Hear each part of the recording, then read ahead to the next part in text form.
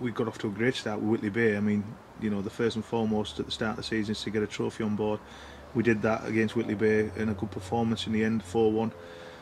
People say that to me that it's a mixed start, but I believe that you beat Ashington and Shildon, two of the teams who'll be in the top 6, and you put 4 past the pair of them.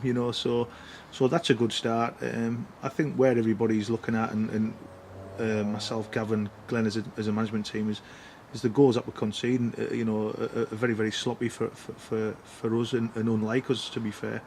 But I think what you can't question is the lads' desire and commitment, and it was proven again after a draw against RCA, which on another day it could have been 5 or 6.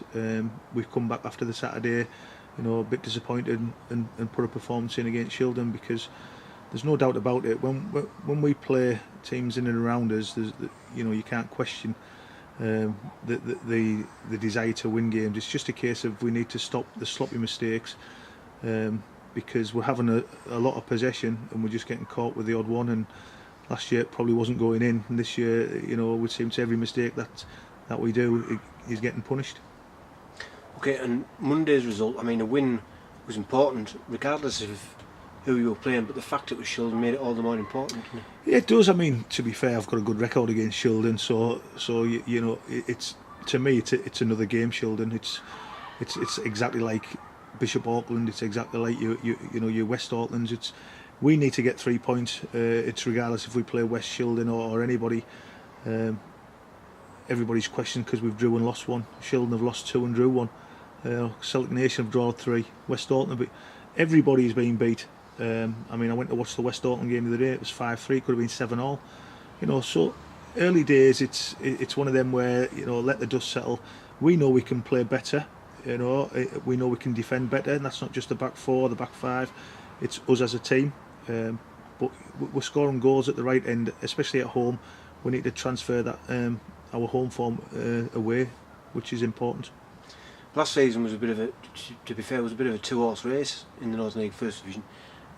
This season, judging by the sort of first few results, do you think it's going to be maybe a bit more open at the top? I think you're right, Martin. I think it's anybody, I believe, who gets over 90 points will probably win the league this year. There's a lot more competitive teams in and around. You look at your Masks, your Durhams. I mean, I don't want to miss anybody out, but there's a lot of teams around who can take points off anybody. New lads have come in and can't believe that the expectations are so high. When one defeat and everybody's turned against you, we know that, but that's life at Spennymoor Town Football Club. We've learned to live with expectations, and we learned to live with one bad result and the world's collapsed. We've got sort of a siege mentality in the dressing room, and we know that come May, anybody who beats or finishes above Spennymoor will have a good chance of winning the league. One thing what we probably needed to do, I mean, we've probably expected too much of Bobby too soon. He's come back from a poor injury, and we've thrown him at the deep end. But sometimes you need to be thrown in at there to get games. He's probably had 1 game too many against Shildon. We take responsibility of that as a management team, where he's pulled his hamstring. Maybe if we'd have had the personnel, we could have managed that a little bit better. But losing Leon Ryan, which we felt the deal that was offered to us by Whitley Bay was one that we couldn't turn down. We had the deal on offer which linked in Kyle Hayes. So we've lost a good player, we know that, but Leon Ryan didn't play half as many games last year as what people think. So yes, he's a big player for us, but he found it hard to get in the team last year, and the offer that we had from Whitley Bay we felt was too good to turn it down. Just looking ahead to Saturday now then. Obviously the FA Cup, it's always a big competition for Northern League clubs. What does it mean to Spennymoor? Well, it's one where we've sort of been sunny yet so far of getting a real good run. We've had some decent runs, but it's sort of fizzled out at the end. Go back to Trafford last year, we'd had a real good run up to there, and we went there and got really turned over. Not because I didn't think they were any better than what we'd played.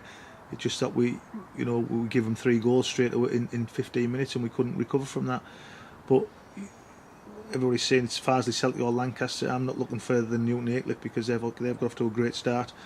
I know a lot of their players, and believe you me, that there's some quality in that dressing room, as they've proved at the start of the season. So we're not taking that lightly, and we need to be at our best to beat them, especially on on their home soil, because we know from previous encounters that it's never easy. Being privileged to play in some good games myself, you know, I was at Blythe Spartans when we played Blackpool, at Spennymoor we played Chesterfield, and there's no reason that one team from the Northern League can't go on and get to the first round proper.